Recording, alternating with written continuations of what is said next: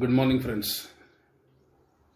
This is the first video for your sixth semester income tax subject, and I welcome you people to this video, this session. This is the first session and the first unit of income tax 2. So we will discuss here the capital gain. In the earlier meeting, we were discussed about the syllabus of the sixth semester.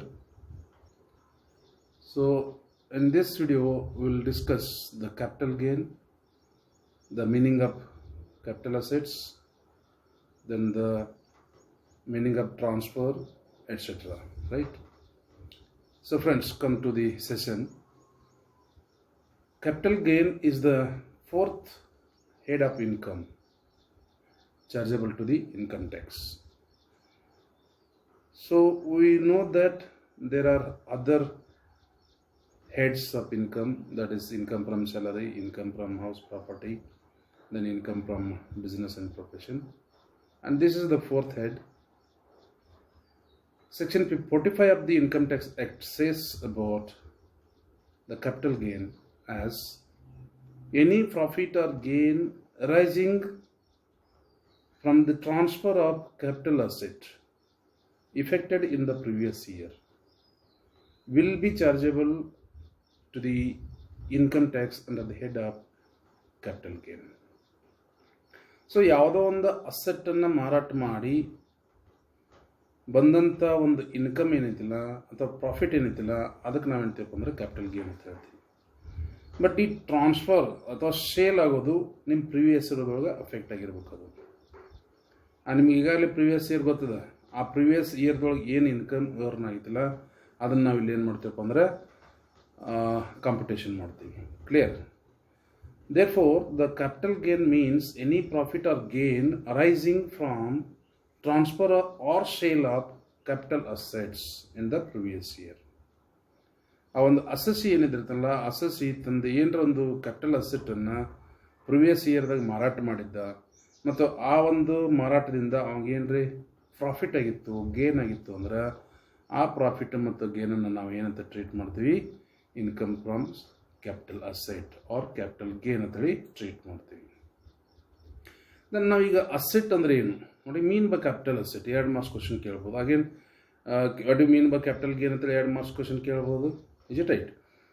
So ಇಲ್ಲಿ asset ಅಂದರೆ ಯಾವುದು, ಯಾವುದನ್ನು asset ಅನ್ನೋದಿಲ್ಲ ನಾವು for the purpose of income tax or for the purpose of capital gain. ನೋಡೋಣ್ರಿ, the capital asset means property of any kind held by assessee whether or not connected with his business or profession is called capital asset. ಅವನ ಬಿಸ್ನೆಸ್ಗೆ ಪ್ರೊಫೆಷನ್ಗೆ ಅದು connected ಇರಲಿ ಇಲ್ಲದೆ ಇರಲಿ, ಯಾವುದೇ ಒಂದು property assessee ಹೆಸರಿನಾಗಿತ್ತು ಅಂದ್ರೆ ಆ ಒಂದು ಪ್ರಾಪರ್ಟಿಗೆ ನಾವು ಹೇಳ್ತೀವಿ ಕ್ಯಾಪಿಟಲ್ ಅಸೆಟ್ ಅಂತ ಹೇಳ್ತೀವಿ. ಪ್ರಾಪರ್ಟಿ ಆಫ್ ಎನಿ ಕೈಂಡ್, ಅದು ಫಿನಾನ್ಷಿಯಲ್ ಪ್ರಾಪರ್ಟಿ ಆಗಿರ್ಬೋದು, ಅದು ನಾನ್ ಫಿನಾನ್ಷಿಯಲ್ ಪ್ರಾಪರ್ಟಿ ಆಗಿರ್ಬೋದು, ಅದು ಅಸೆಟ್ ಆಗಿರ್ಬೋದು. Whether or not connected with his business or profession, ಅವನ ಬಿಸ್ನೆಸ್ ಸಂಬಂಧ ಇರಲಿ ಸಂಬಂಧ ಇಲ್ಲದೆ ಇರಲಿ, ಅವನ ಕಡೆ ಇತ್ತು, ಅವನ ಹೆಸರು ಮ್ಯಾಗಿತ್ತು ಅಂದ್ರೆ ಅದಕ್ಕೆ ನಾವು ಹೇಳ್ತೀವಿ ಅಂದ್ರೆ ಕ್ಯಾಪಿಟಲ್ ಅಸೆಟ್ ಅಂತೇಳಿ ಟ್ರೀಟ್ ಮಾಡ್ತೀವಿ. 2 ಮಾರ್ಕ್ಸ್ ಕ್ವಶನ್ಗೆ ನೀವು ಇದನ್ನು ಬರೀಬಹುದು. Then all the movable properties including lease hold rights, good will, manufacturing rights, jewellery etcetera are treated as a capital assets. All movable and immovable. Movable and immovable properties which are in the name of assessee is treated as capital asset for the purpose of capital gain. But there are some assets which cannot be treated as a capital asset for the purpose of capital gain. Hence, any profit or gain arising from these profits, ಯಾವ ಪ್ರಾಫಿಟನ್ನು ನಾವು ಯಾವ ಅಸೆಟ್ಸನ್ನು ನಾವು capital asset ಅನ್ನೋದಿಲ್ಲ, ಆ ಅಸೆಟಿಂದ ಏನರ income ಬಂತು ಅಂದ್ರೆ ಅದಕ್ಕೆ ನಾವು ಕ್ಯಾಪಿಟಲ್ ಗೇನ್ ಅಂತ ಅನ್ನೋದಿಲ್ಲ. ಕೆಲವೊಂದು ಪ್ರಾಪರ್ಟೀಸ್ ಇದಾವೆ, ಅವು ಯಾವ ಅನ್ನೋದು ನಿಮಗೆ 5 ಮಾರ್ಕ್ಸ್ ಕ್ವಶನ್ ಕೇಳಬಹುದು. Is it right? First one is stock in trade. Suppose ನೀವು ಬಿಸ್ನೆಸ್ ಮಾಡ್ತಿದ್ರಿ ಅಂದ್ರೆ ನಿಮ್ಮ ಬಿಸ್ನೆಸ್ದಾಗ ಇರ್ತಕ್ಕಂಥ ಸ್ಟಾಕ್ ಇನ್ ಟ್ರೇಡ್ದಾಗ ಯಾವ ಬರ್ತಾವ್ರಿ? ರಾ ಮೆಟೀರಿಯಲ್ ಆಗಿರ್ಬೋದು, ವರ್ಕ್ ಇನ್ ಪ್ರೋಗ್ರೆಸ್ ಆಗಿರ್ಬೋದು, ಕನ್ಸ್ಯೂಮಬಲ್ ಸ್ಟೋರ್ಸ್ ಆಗಿರ್ಬೋದು, ಅಥವಾ ಫಿನಿಶ್ಡ್ ಗೂಡ್ಸ್ ಆಗಿರ್ಬೋದು. held by the purpose of business or profession are treated as a stock in trade ಅಂತ ಹೇಳ್ತೀವಿ. And whatever the stock in trade for his business or profession is not treated as a capital asset. ಅದನ್ನು capital asset ಅಂತ ಹೇಳಿ treat ಮಾಡೋದಿಲ್ಲ. ಯಾವ್ದು ಹೇಳ್ರಿ? Stock in trade. Then next one is personal effects. ನಿಮ್ಮ ವೈಯಕ್ತಿಕವಾಗಿ ಬಳಕೆ ಮಾಡುವಂಥ ಯಾವ ಅಸೆಟ್ ಇದ್ದು ಅಂದ್ರೆ ಅವನು ಕೂಡ ನಾವು ಕ್ಯಾಪಿಟಲ್ ಅಸೆಟ್ ಅಂತ ಟ್ರೀಟ್ ಮಾಡೋದಿಲ್ಲ. So personal effect means any movable assets held for the personal purpose by the assessee or the member of his family who are dependent on the assessee. ತಮ್ಮ ಸ್ವಂತ ಬಳಕೆಗೆ ಏನು ಕೆಲವೊಂದು ವಸ್ತುಗಳನ್ನು ಅಥವಾ ಒಂದು ಪ್ರಾಪರ್ಟಿನ ಯೂಸ್ ಮಾಡ್ತಾರೆ, ಅವು ನಾವು ಪರ್ಸನಲ್ ಎಫೆಕ್ಟ್ಸ್ ಅಂತ ಹೇಳ್ತೀವಿ. Then personal effects are not treated as a assets, capital assets, such as vehicles, furniture, wearing apparels held for personal use by the assessee or by his family member who is dependent on the assessee. Assessee ಮೇಲೆ depend ಆಗಿರ್ತಾರೆ ಮತ್ತು ಅವರ ಅದನ್ನು use ಮಾಡ್ತಿರ್ತಾರೆ. ಅಂಥದ್ದು ಏನ್ರಿ ಇತ್ತು ಅಂದ್ರೆ, ಅಂಥ ಒಂದು ಪ್ರಾಪರ್ಟಿ ಇತ್ತು ಅಂದ್ರೆ ಅವ್ರು ನಾವೇಂತ ಟ್ರೀಟ್ ಮಾಡೋದಿಲ್ಲ, ಕ್ಯಾಪಿಟಲ್ ಅಸೆಟ್ ಅಂತೇಳಿ ಟ್ರೀಟ್ ಮಾಡೋದಿಲ್ಲ. Examples R scooter R any other vehicle, television, refrigerator, cooking utensils, household articles, furnitures, etc. are treated as personal effects, and these are not treated as capital asset for the purpose of capital gain. Capital gain ಸಲುವಾಗಿ ಅಥವಾ competition capital gain ಏನು competition ಮಾಡ್ತೀವಲ್ಲ ಆವಾಗ ಈ assets ಬಗ್ಗೆ ಏನಾರ information ಕೊಟ್ಟಿದ್ರೆ ಅಂದ್ರೆ ಅವನ್ನು ನಾವು ಕ್ಯಾಪಿಟಲ್ ಅಸೆಟ್ ಅಂತ ಟ್ರೀಟ್ ಮಾಡೋದಿಲ್ಲ. ಮತ್ತು what ever the income arising from the transfer of such assets is not treated as a capital gain. But there are some exceptions.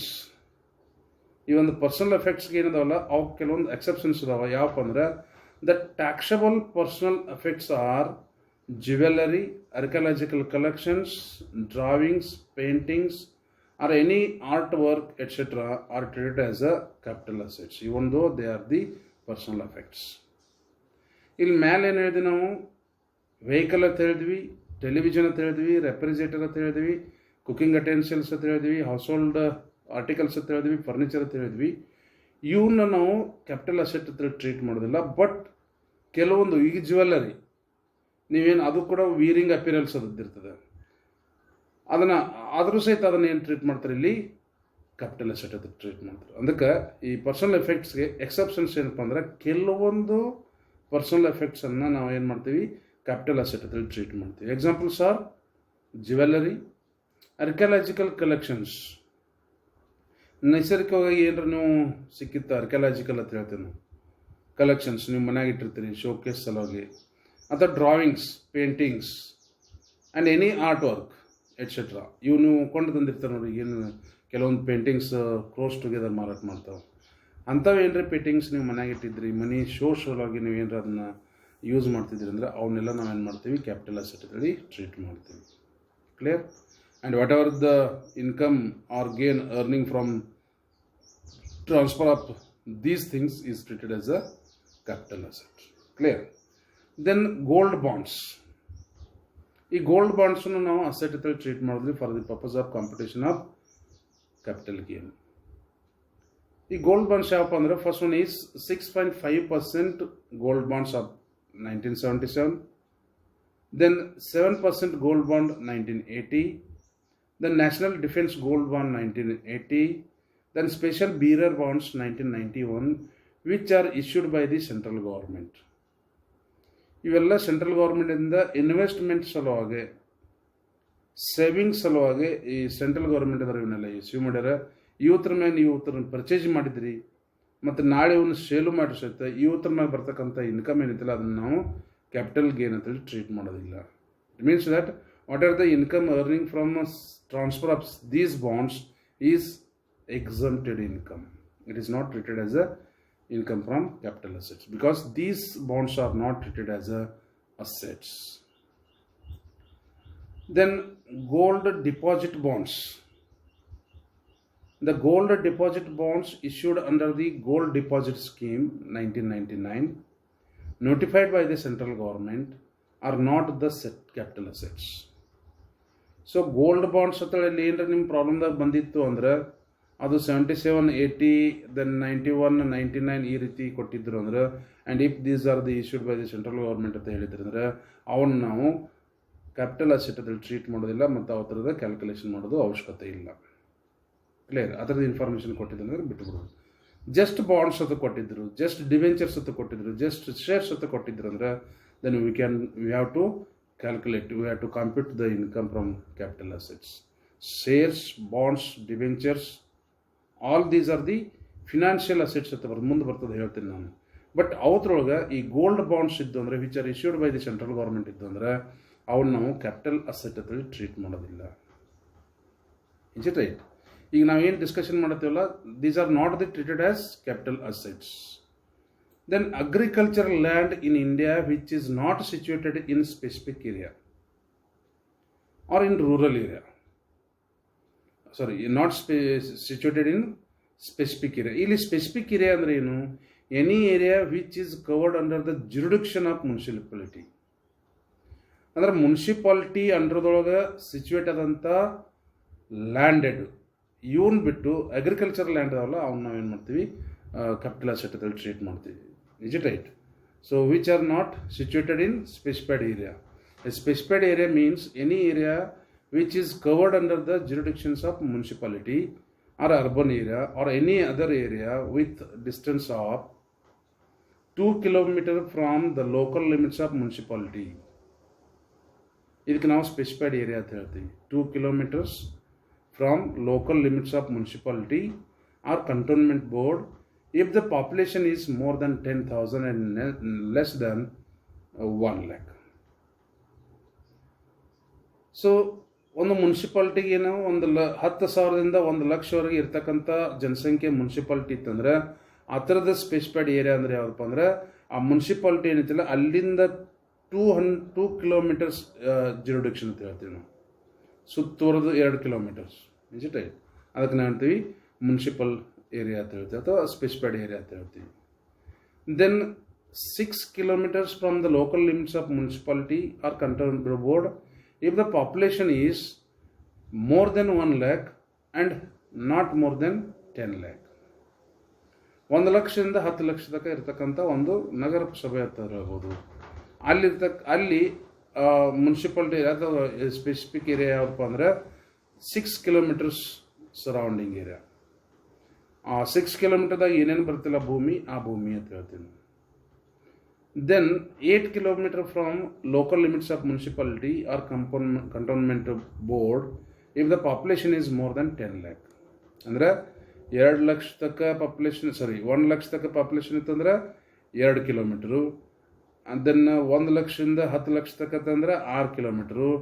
Then 10 ಲಕ್ಷಕ್ಕಿಂತ ಹೆಚ್ಚಿಗೆ ಇತ್ತಂದ್ರೆ 8 kilometer. 8 kilometer ಒಂದು ಸರೌಂಡಿಂಗ್ ಏರಿಯಾ ಏನಿದಿರ್ತಲ್ಲ ಅದಕ್ಕೆ ನಾವು ಹೇಳ್ತೀವಿ ಸ್ಪೆಸಿಫಿಕ್ ಏರಿಯಾ ಅಂತ ಹೇಳ್ತೀವಿ.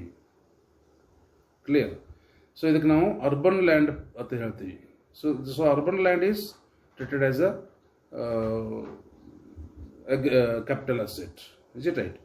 Then comes to the types of assets.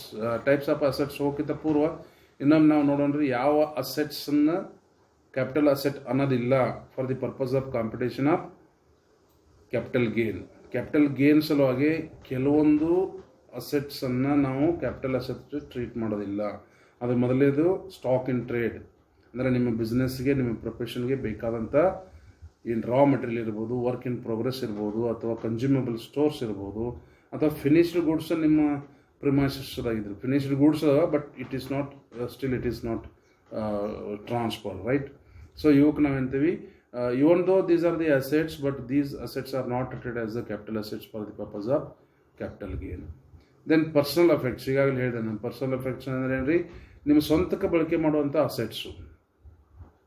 ಅದು ನಿಮ್ಮ ಡ್ರೆಸ್ ಆಗಿರ್ಬೋದು, ನಿಮ್ಮ ಅಡುಗೆ ಮನೆಯಲ್ಲಿ ಇರ್ತಕ್ಕಂಥ ಬಾಂಡೆ ಆಗಿರ್ಬೋದು, ಅಥವಾ ಫರ್ನಿಚರ್ ಆಗಿರ್ಬೋದು, ಅಥವಾ refrigerator, television, vehicle which are used for the personal purpose are not treated as a capital assets for the purpose of capital gain. But there are some exceptions. ಕೆಲವೊಂದು ಎಕ್ಸೆಪ್ಷನ್ಸ್ ಏನಪ್ಪ ಅಂದರೆ even though they are the personal effects but they are treated as a capital assets. ಯಾವಪ್ಪ ಅಂತಂದರೆ ಒಂದು jewellery ಆಗಿರ್ಬೋದು, then ಎರಡನೇದು archaeological collection ಆಗಿರ್ಬೋದು, then ಡ್ರಾವಿಂಗ್ಸ್ ಆಗಿರ್ಬೋದು, paintings ಆಗಿರ್ಬೋದು, R any art work which is used as a personal effects, but these are treated as a capital assets. Is it right? Then gold bonds, ಯಾವುದೇ gold bonds ಇರಲಿ, ಅದು 1977, 1980, 1991 and 1999 which are issued by the central government. Central government issue ಮಾಡಿದಂಥ gold bonds ಇದ್ದು ಅಂದರೆ ಅವ್ರು ನಾವು ಇಲ್ಲಿ capital asset ಅಂತೇಳಿ ಟ್ರೀಟ್ ಮಾಡೋದಿಲ್ಲ. They are not treated as capital assets for the purpose of capital calculation of capital gain. Then agricultural land in India which is not situated in specific area, ಆ specific ಏರಿಯಾದಾಗ situate ಆಗದಂಥ ಒಂದು ಏನೊಂದು ಭೂಮಿ ಇದಲ್ಲ ಅದನ್ನು ನಾವೇನು treat ಮಾಡ್ತೀವಿ ಇಲ್ಲಿ capital asset ಅಂತೇಳಿ ಟ್ರೀಟ್ ಮಾಡೋದಿಲ್ಲ. ದೆನ್ ನೆಕ್ಸ್ಟ್ ನಾವು ಇಲ್ಲಿ ಹೋಗೋದಪ್ಪ ಅಂದ್ರೆ types of capital assets. So this is also very important. ಇದ್ರ ಮ್ಯಾಗ ಕೂಡ ನಿಮ್ಗೆ 5 ಮಾರ್ಕ್ಸ್ ಕ್ವಶನ್ ಕೇಳ್ಬೋದು ಅಥವಾ 2 ಮಾರ್ಕ್ಸ್ ಕ್ವಶನ್ಸು ಇಲ್ಲಿ ಬರ್ತಾವೆ. So capital assets can be classified into different categories on the basis of its nature and on the basis of holding by the assessee. ಈ capital ಅಸೆಟ್ಸನ್ನು ನಾವು ಅವರ ನೇಚರ್ ಮ್ಯಾಗ ಅವರ ಲಕ್ಷಣಗಳ ಮ್ಯಾಗ ನಾವು ಕ್ಲಾಸಿಫಿಕೇಶನ್ ಮಾಡ್ತೀವಿ. ಮತ್ತು ಇನ್ನೊಂದು ಕ್ಲಾಸಿಫಿಕೇಶನ್ ಯಾವ್ದು ಬರುತ್ತೆ ಅಂದ್ರೆ ಆ ಅಸೆಸ್ ಇದ್ದಾವ ಅವನ ಕಡೆ ಎಷ್ಟು ದಿವಸ ಇಟ್ಕೊಂಡಾನ ಆ ಒಂದು ಬೇಸ್ ಮ್ಯಾಗ ಕೂಡ ನಾವೇನು ಮಾಡ್ತೀವಿ ಕ್ಲಾಸಿಫೈ ಮಾಡ್ತೀವಿ. ಫಸ್ಟ್ ಯಾವುದಪ್ಪ ಅಂದ್ರೆ on the basis of nature. ಇಲ್ಲಿ again the capital assets are classified into 2 categories. One is financial capital assets, then another one is non-financial capital assets. On the basis of nature, the capital assets are classified into 2 categories. One is financial capital assets and non-financial capital assets. Is it right? First, financial assets are known. The financial assets are those assets refers to shares, securities like debentures, government securities, units of UTI and units of mutual funds. All these are the financial assets.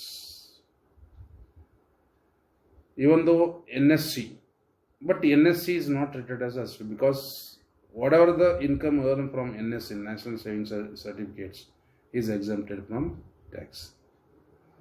So ಈ ನೀವೇನು securities ತೊಗೊಂಡಿರ್ತಾರಲ್ಲ, shares ಆಗಿರ್ಬೋದು, bonds ಆಗಿರ್ಬೋದು, debentures ಆಗಿರ್ಬೋದು, then units of UTI ಆಗಿರ್ಬೋದು, then units of mutual funds ಆಗಿರ್ಬೋದು, ಇವನ್ನೇನು purchase ಮಾಡಿರ್ತಾರಲ್ಲ ಇವನ್ನ ನಾವು ಫಿನಾನ್ಷಿಯಲ್ ಅಸೆಟ್ಸ್ ಅಂತ ಹೇಳ್ತೀವಿ. ಬಿಕಾಸ್ ಇವೆಲ್ಲ ಪೇಪರ್ ಬೇಸ್ಡ್ ಅಸೆಟ್ಸ್ ಇದ್ದಿರ್ತಾವೆ. Is it right? ನೀವು ಒಂದು ಶೇರನ್ನು ಪರ್ಚೇಸ್ ಮಾಡ್ತೀರಿ, ಇವತ್ತು ಪರ್ಚೇಸ್ ಮಾಡ್ತೀರಿ, ಒಂದು 10 ವರ್ಷ ನಿಮ್ಮ ಕಡೆ ಇಟ್ಕೊಂಡಿದ್ರಿ ಅಂದ್ರೆ ಅದ್ರ ಬೆಲೆ ಹೆಚ್ಚಾಗ್ತದೆ. ಸೊ ಈ ರೀತಿ bonds and debentures. Is it right? Then non financial assets ಅಂದ್ರೆ 2 ಮಾರ್ಕ್ಸ್ ಕ್ವಶನ್ ಕೇಳ್ಬೋದು. What you mean by financial assets ಅಂತ ಕೇಳ್ಬೋದು, ಅಥವಾ what you mean by non financial assets ಅಂತ ಕೇಳ್ಬೋದು. So here non-financial assets are the non-financial assets are those which are not the financial assets, or which assets refers to capital assets and which not fall in the financial assets, such as building, plant and machinery, furniture, jewelry, etc., etc., etc. So ಇವಕ್ಕೆ ನಾವಂತೀವಿ ನಾನ್ financial assets ಅಂತೇಳಿ ಕರಿತೀವಿ. Then next one is the capital assets can be classified on the basis of holding by the assessee. Assessee ಅವನು ಏನು ತಮ್ಮ ಕಡೆ ಇಟ್ಕೊಂಡಿರ್ತಾರಲ್ಲ, ಎಷ್ಟು ದಿವಸ ಇಟ್ಕೊಂಡಾನ ಅದ್ರ ಮ್ಯಾಗ ಕೂಡ ನಾವೇನು ಮಾಡ್ತೀವಿ ಕ್ಲಾಸಿಫೈ ಮಾಡ್ತೀವಿ. ಸೊ ನೀವು ಪ್ರಾಬ್ಲಮ್ದಾಗ ಡೇಟ್ ಕೊಟ್ಟಿರ್ತಾರೆ, ಇಂಥ ತಾರೀಕು ಖರೀದಿ ಮಾಡಿದ, ಇಂಥ ತಾರೀಕು ಅವನು ಸೇಲ್ ಮಾಡಿದ. So you have to calculate the period, ಎಷ್ಟು ದಿವಸ ಅವನ ಕಡೆ ಇತ್ತು ಅನ್ನೋದು. On the basis of that period you have to classify the capital assets in different categories. Right? ಇಲ್ಲೂ ಕೂಡ 2 ಕ್ಯಾಟಗರೀಸ್ ಇದಾವೆ. ಒಂದು short term capital asset and another one is long term capital assets.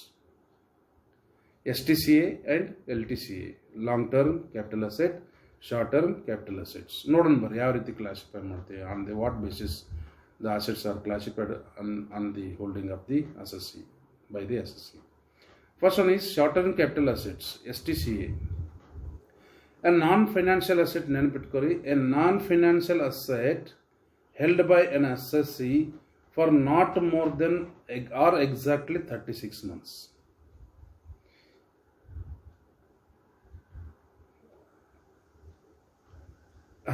A non-financial asset, ಇದು non-financial asset ಇದೆ, held by an assessee for not more than or exactly 36 months. And in case of financial assets held by the assessee for not more than or exactly 12 months before the date of its transfer are treated as a short-term capital assets. So non-financial asset ಇತ್ತು, 36 ತಿಂಗಳ ಒಳಗೆ ಅದನ್ನು ಮಾರಾಟ ಮಾಡಿದ ಅಂದ್ರೆ, purchase ಮಾಡಿ 36 ತಿಂಗಳ ಒಳಗೆ ಮಾರಾಟ ಮಾಡಿದ ಅಂದ್ರೆ ಅದನ್ನು ನಾವೇಂತೀವಿ ಶಾರ್ಟ್ ಟರ್ಮ್ ಕ್ಯಾಪಿಟಲ್ ಅಸೆಟ್ ಅಂತ ಹೇಳ್ತೀವಿ. ಫಿನಾನ್ಷಿಯಲ್ ಅಸೆಟ್ ಇತ್ತು, ಅದನ್ನು ಪರ್ಚೇಸ್ ಮಾಡಿ 12 ತಿಂಗಳೊಳಗೆ ಅವ ಮಾರಾಟ ಮಾಡಿದ ಅಂದ್ರೆ ಅದಕ್ಕೆ ನಾವೇಂತೀವಿ ಶಾರ್ಟ್ ಟರ್ಮ್ ಕ್ಯಾಪಿಟಲ್ ಅಸೆಟ್ ಅಂತ ಹೇಳ್ತೀವಿ. ಕ್ಲಿಯರ್? ನಾನ್ ಫಿನಾನ್ಷಿಯಲ್ ಅಸೆಟ್ 36 ತಿಂಗಳೊಳಗೆ, ದೆನ್ ಫಿನಾನ್ಷಿಯಲ್ ಅಸೆಟ್ 12 ತಿಂಗಳೊಳಗೆ ಅವನ ಕಡೆ ಇಟ್ಕೊಂಡಿದ್ದ ಅಂದ್ರೆ, ಅಷ್ಟರವರೆಗೆ ಮಾತ್ರ ಇಟ್ಕೊಂಡು ಅದನ್ನು ಮಾರಾಟ ಮಾಡಿದ್ದಂದ್ರೆ ಅವಕ್ಕೆ ನಾವೇಂತೀವಿ ಶಾರ್ಟ್ ಟರ್ಮ್ ಕ್ಯಾಪಿಟಲ್ ಅಸೆಟ್ ಅಂತ ಹೇಳ್ತೀವಿ. Then long term capital asset ಅಂದ್ರೆ ರೀ, a non-financial asset held by an assessee for more than 36 months. 3 ವರ್ಷಕ್ಕಿಂತ ಹೆಚ್ಚಿಗೆ ಅವನ ಕಡೆ ಇಟ್ಟುಕೊಂಡು ಅದನ್ನು ಮಾರಾಟ ಮಾಡಿದ್ದ ಅಂದ್ರೆ 36 months, ಇದು ನಾನ್ ಫಿನಾನ್ಷಿಯಲ್ ಅಸೆಟ್. 3 ವರ್ಷ ಒಳಗೆ ಮಾರಾಟ ಮಾಡಿದ, it become the short term capital asset. If it is held by the assessee for more than 36 months, means 3 years, then that asset is become long term capital asset. Clear? And in case of financial asset, if the assessee hold this financial asset for more than 12 months, means 1 year, then that asset is treated as a long term capital asset. ಅಂದರೆ ಒಂದು ನಾನ್ financial asset ಇದ್ದು ಅದನ್ನು 36 ತಿಂಗಳಿಗಿಂತ ಹೆಚ್ಚಿಗೆ ಅವನ ಕಡೆ ಇಟ್ಕೊಂಡು ಮಾರಾಟ ಮಾಡಿದ್ದ ಅಂದರೆ, ಅಥವಾ ಫಿನಾನ್ಷಿಯಲ್ ಅಸೆಟ್ ಇದ್ದು ಅದನ್ನು 12 ತಿಂಗಳ ತನಕ ತನ್ನ ಕಡೆ ಇಟ್ಕೊಂಡು 12 ತಿಂಗಳು ಆದ ನಂತರ ಅದನ್ನು ಮಾರಾಟ ಮಾಡಿದಂದ್ರೆ ಆ ಒಂದು ಅಸೆಟ್ಗೆ ನಾವೇಂತೀವಿ ಲಾಂಗ್ ಟರ್ಮ್ ಕ್ಯಾಪಿಟಲ್ ಅಸೆಟ್ ಅಂತ ಹೇಳ್ತೀವಿ. ಇದನ್ನು ಯಾಕೆ ಕ್ಲಾಸಿಫೈ ಮಾಡ್ತೀವಿ ಅಂದರೆ, ನೆಕ್ಸ್ಟ್ ನಾವು ಏನು ಮಾಡ್ತೀವಪ್ಪ ಅಂದ್ರೆ ಶಾರ್ಟ್ ಟರ್ಮ್ ಕ್ಯಾಪಿಟಲ್ ಗೇನ್ ಮತ್ತು ಲಾಂಗ್ ಟರ್ಮ್ ಕ್ಯಾಪಿಟಲ್ ಗೇನ್ ಅಂತೇಳಿ ನಾವು ಫೈಂಡ್ ಔಟ್ ಮಾಡಕ್ಕೆ ಹೋಗ್ತೀವಿ. ಅದನ್ನು ಮುಂದಿನ ವಿಡಿಯೋದಾಗ ನೋಡೋಣ ನಾವು, classification of capital gains and how to calculate the capital gains. So ಅರ್ಥ ಇದ್ರಿ, short term capital gain and long term capital gain. Financial asset ಮತ್ತು ನಾನ್ ಫಿನಾನ್ಷಿಯಲ್ ಅಸೆಟ್ ಅದು ಬರ್ತದೆ. ಫಿನಾನ್ಷಿಯಲ್ ಅಸೆಟನ್ನು 12 ತಿಂಗಳ ಒಳಗೆ ಅದನ್ನು ಮಾರಾಟ ಮಾಡಿದಂದ್ರೆ, ಈಗ ನೀವು ಶೇರ್ ಪರ್ಚೇಸ್ ಮಾಡಿ ಒಂದು 6 ತಿಂಗಳಿಗೆ ಅದನ್ನು ಮಾರಾಟ ಮಾಡಿರಿ ಅಂದರೆ it is short term capital asset. So ಅದೇ ರೀತಿ ಒಂದು ಜ್ಯುವೆಲ್ಲರಿ ನೀವು ಪರ್ಚೇಸ್ ಮಾಡಿ 36 ತಿಂಗಳೊಳಗೆ ಅದನ್ನು ಮಾರಾಟ ಮಾಡಿರಿ ಅಂದರೆ again it is a short term capital asset.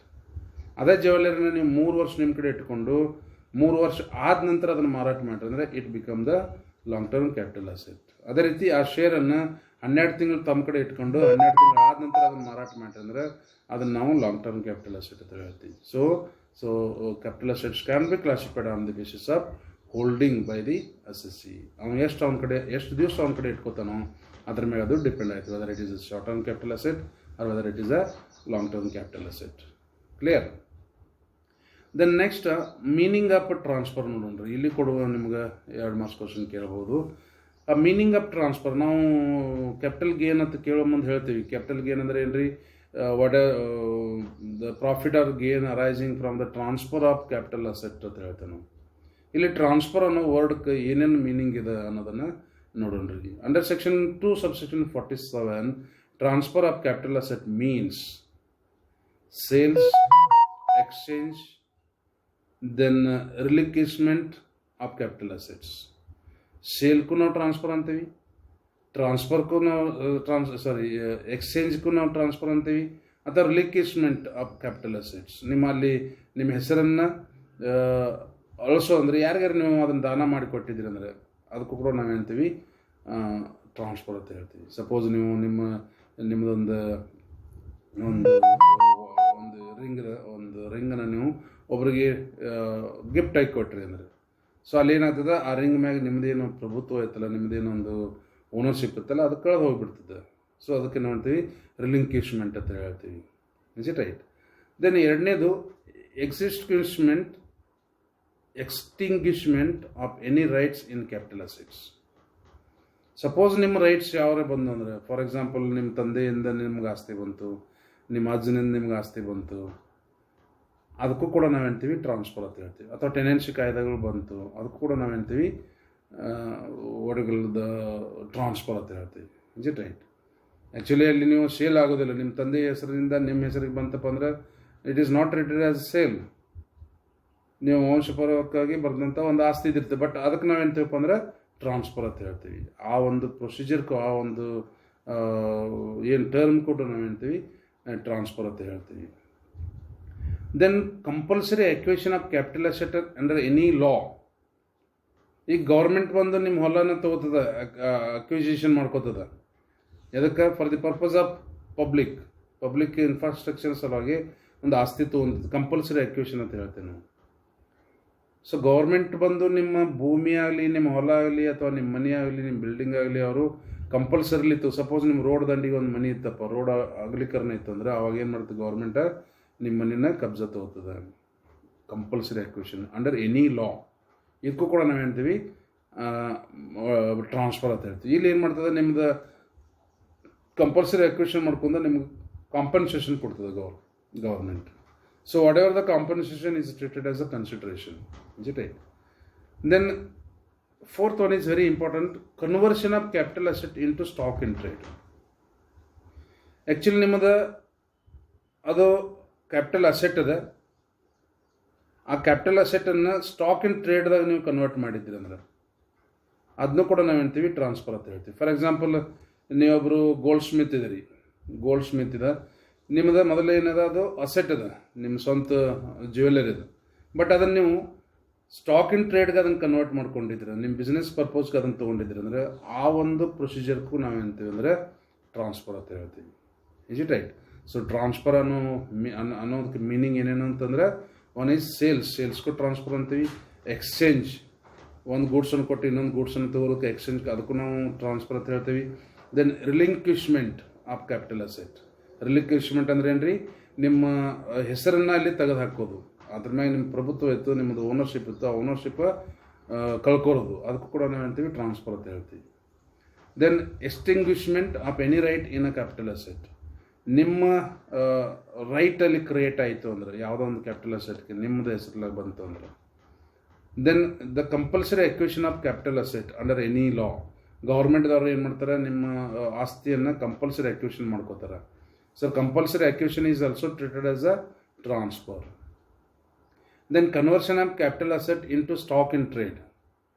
ನಿಮ್ಮಲ್ಲಿ ಅದು ಆ್ಯಕ್ಚುಲಿ ಕ್ಯಾಪಿಟಲ್ ಅಸೆಟ್ ಇತ್ತು, ಅದನ್ನು ಸ್ಟಾಕ್ ಇನ್ ಟ್ರೇಡ್, ಈಗ ನಾವು ಏನಂತೀವಿ ಆಗಲೇ ನೋಡಿದ್ವಿ, stock in trade is not treated as a capital asset ಅಂತ ಹೇಳ್ತೀವಿ. Is it right? But capital ಅಸೆಟನ್ನು ಸ್ಟಾಕ್ ಇನ್ ಟ್ರೇಡ್ ಮಾಡ್ಕೊಂಡ್ರೆ ಅಂದರೆ ಅದು ಕೂಡ ಟ್ರಾನ್ಸ್ಫರ್ ಅಂತ ಹೇಳ್ತೀವಿ. ಸೊ ಯಾವ ದಿವಸ ನೀವು ಕನ್ವರ್ಷನ್ ಮಾಡ್ತಿರಲ್ಲ ಅವಾಗ ಅದ್ರದ್ದು ಬೆಲೆ ಏನೈತಿಲ್ಲ ಅದನ್ನು ನಾವು ಏನು ಮಾಡ್ತೀವಿ, ಫುಲ್ ವ್ಯಾಲ್ಯೂ ಆಫ್ ಕನ್ಸಿಡರೇಷನ್ ಅಂತ ತೊಗೋತೀವಿ. ಅದರದ್ದು ಏನು ಒಂದು ಬೆಲೆ ಹತ್ರ ನಾವು ತೊಗೊತೀವಿ. ಅಲ್ಲಿ ಕೂಡ ನಾವು ಏನು ಮಾಡ್ತೀವಿ, ಅದನ್ನು ಕ್ಯಾಲ್ಕುಲೇಷನ್ ಮಾಡ್ತೀವಿ, ಬಿಕಾಸ್ ಇಟ್ ಈಸ್ ಟ್ರಾನ್ಸ್ಫರ್ಡ್. ಆ ಟ್ರಾನ್ಸ್ಫರ್ ಆದ ನಂತರ ಅದನ್ನು ನಾವು ಏನು ಮಾಡ್ತೀವಪ್ಪ ಅಂದರೆ ಆ ಒಂದು ಏನು ಪ್ರೊಸೀಜರ್ ಇರ್ತಲ್ಲ, ನೀವು ಏನು ಮಾಡ್ಕೋತಿರಲ್ಲ ಕನ್ವರ್ಷನ್ನ, ಅದಕ್ಕೂ ಕೂಡ ನಾವು ಹೇಳ್ತೀವಿ ಇಲ್ಲಿ ಟ್ರಾನ್ಸ್ಫರ್ ಅಂತ ಹೇಳ್ತೀವಿ. So transfer, the word is a huge word which gives huge meaning.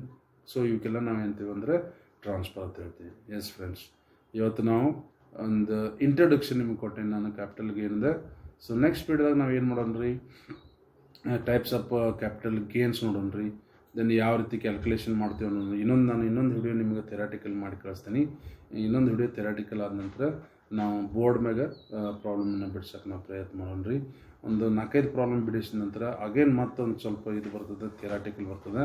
ಅದು ಎಕ್ಸಮ್ಷನ್ಸ್ ಅಂಡರ್ ಸೆಕ್ಷನ್ 54 ಅಂತೇಳಿ. ಆ ಎಕ್ಸಮ್ಷನ್ಸ್ ಯಾವುವು ಅಂತ ಅನ್ನೋದನ್ನು ಇನ್ನೊಂದು ಆವಾಗ ಮತ್ತೊಂದು ನಾನು ವಿಡಿಯೋ ಮಾಡಿ ಕಳಿಸ್ತೀನಿ. ಸೊ ಅದಕ್ಕಾಗಿ ಸ್ವಲ್ಪ ಇಂಟ್ರೆಸ್ಟೆಡ್ ಇದೆ, ಇದ್ರ ಮ್ಯಾಗ ಹೆಚ್ಚು ಲಕ್ಷ ಕೊಟ್ಟು ನೀವು ವಿಡಿಯೋ ನೋಡಿರಿ. ವಿಡಿಯೋ ನೋಡೋಕ್ಕಿಂತ ಪೂರ್ವ ಏನು ಮಾಡ್ಬೇಕಂದ್ರೆ, ನೀವು ಇದನ್ನು ಇವತ್ತೇನು ಕಳಿಸ್ತೇನಿಲ್ಲ ಆ ಒಂದು ನೋಟ್ಸನ್ನು ಬರೆದು ಇಟ್ಕೋಬೇಕು. ನಾ ಯಾವಾಗ ಚೆಕ್ ಮಾಡ್ತೇನೆ ನನಗೆ ಗೊತ್ತಿಲ್ಲ, ಐ ಡೋಂಟ್ ನೋ. ಮತ್ತು ಚೆಕ್ ಮಾಡೋಂಥ ಗ್ಯಾರಂಟಿ. ಅದಕ್ಕಾಗಿ ಫೇರ್ ಮೇಂಟೈನ್ ಮಾಡಿರಿ. ನಾನು ನಿಮಗೆ ನೋಟ್ಸು ಕಳಿಸ್ತೀನಿ, ಅದ್ರ ಜೊತೆಗೆ ನಿಮ್ಗೆ ವಿಡಿಯೋನೂ ಮಾಡಿ ಕಳಿಸ್ತೀನಿ. ದೆನ್ ನೀವು ಮನ್ಯಾಗ ಕೂತ್ಕೊಂಡೆ ಎಂಜಾಯ್ ಮಾಡಿ ವಿಡಿಯೋಸ್ ನೋಡಿರಿ. ಯಾವಾಗ ನಿಮ್ಗೆ ಫ್ರೀ ಅನಿಸುತ್ತೆ ಅವಾಗ ನೀವು ವೀಡಿಯೋಸ್ ನೋಡ್ಬೋದು. ಆ್ಯಕ್ಚುಲಿ ನಾನು ಎಲ್ಲರೂ ಏನೋ ಒಂದು ಗೂಗಲ್ ಮೀಟು ಜೂಮ್ ಮೀಟು ತೋರತ್ತರ ಆ ರೀತಿನ ನಾನು ಮಾಡ್ಬೇಕಂತಂದೆ. ಬಟ್ ಈಗ ನಾನು ತೊಗೊಂಡು ಸ್ಟೆಪ್ ಇದು ಕರೆಕ್ಟ್ ಇದೆ. ಯಾಕಂದರೆ ನೀವು ಇದನ್ನು ಯಾವಾಗ ಬೇಕಾದಾಗ ಆ್ಯಕ್ಸೆಸ್ ಮಾಡ್ಕೋಬೋದು, ಶೇವ್ ಮಾಡ್ಕೋಬೋದು. ಸೊ ನಿಮಗೆ ಬೇಕಾದಾಗ ಇದನ್ನು ನೋಡ್ಬೋದು. ಹಾಗಾಗಿ thank you friends, thank you very much.